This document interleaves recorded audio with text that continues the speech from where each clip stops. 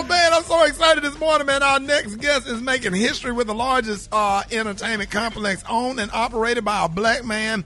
And he's a writer, producer, director, actor, New York Times best-selling author, philanthropist, entrepreneur, has mastered behind several dozen featured films, stage plays, TV shows, everything, every doggone thing. Hey, this Friday, his new romance of film, A Jazzman Blues, premieres on Netflix, and we're so excited to have him on with us this morning. Y'all, please welcome back to the Rickey Smiley Morning Show, the one and only, my good friend, Tyler Perry.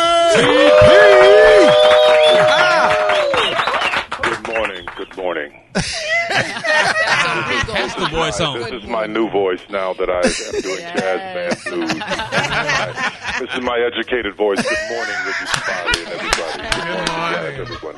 Good morning. And don't talk about the beautiful town of Douglasville. That's where I live. The beautiful town. Come on now. Douglasville. What's going on, y'all? Hey, man, Tyler Perry, what's up, baby? Good to hear from y'all, man. Things good? Man, everything's good, man. We are so happy to have you on. You always, I don't even say, I'll just ask myself, I said the next time I talked to you, I was going to ask you, how do you sit down and just write the script of a whole entire anything? That's just so amazing to me. I appreciate it, man. I don't know. Just from a kid, I always had a very vivid imagination. So once these characters get in my head, I sit down and it all just comes flooding out.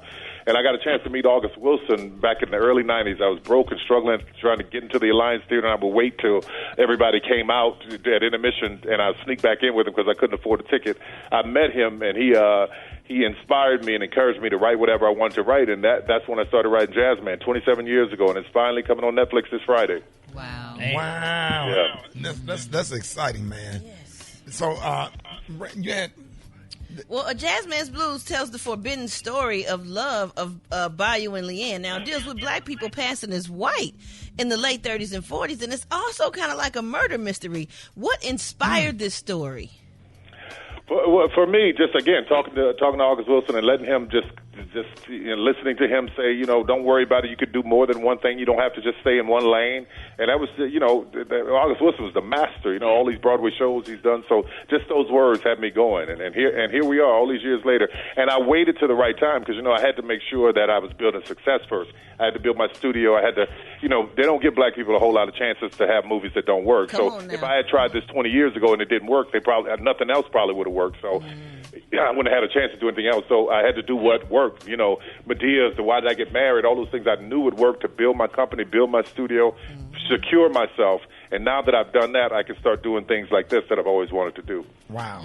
That's amazing. And you're such an inspiration, Tyler. I want to know about the actors you chose to star in the movie because you've introduced us to so many great new talents. Joshua Boone and Saleha Pfeiffer, they may not have been born when you first wrote the script. Yes, Saleha was just born when I wrote it 27 years ago. Josh was about 2 or 3. And originally when I wrote it, I wanted to play the lead. I wanted Diana Ross to play my mother, Will Smith to be my brother, Halle Berry to play my Get the beef ready. But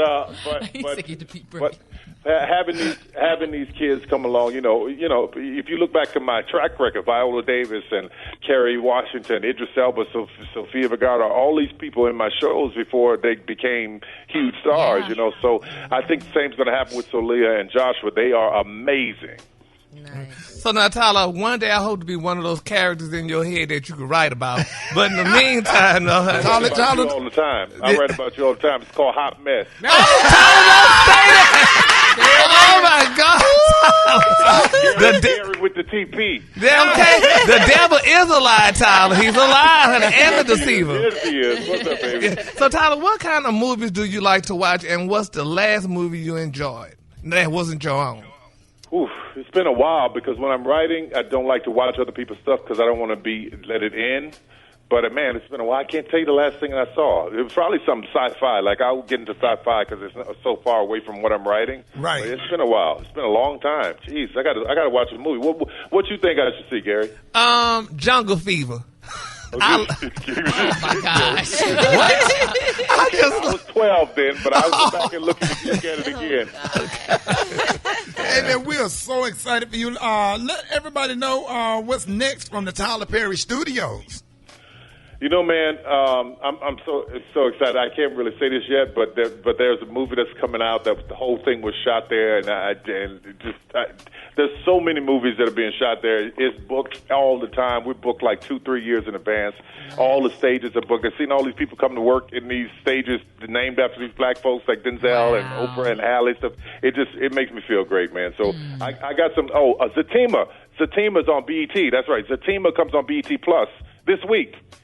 This week, Zatima, Zach and Fatima's show is on BET Plus this week, so I'm excited about that. That's this Friday as well, so they're both dropping at the same time. Man, congratulations on everything, man. We're so proud of you. We absolutely love you, and we just glad to know you, man. Ladies and gentlemen, y'all please give it up for Tyler Perry. Hey, make sure you watch A Jazzman Blues premiering on Netflix this coming Friday, September the 23rd. Tyler, thank you, man. We love you.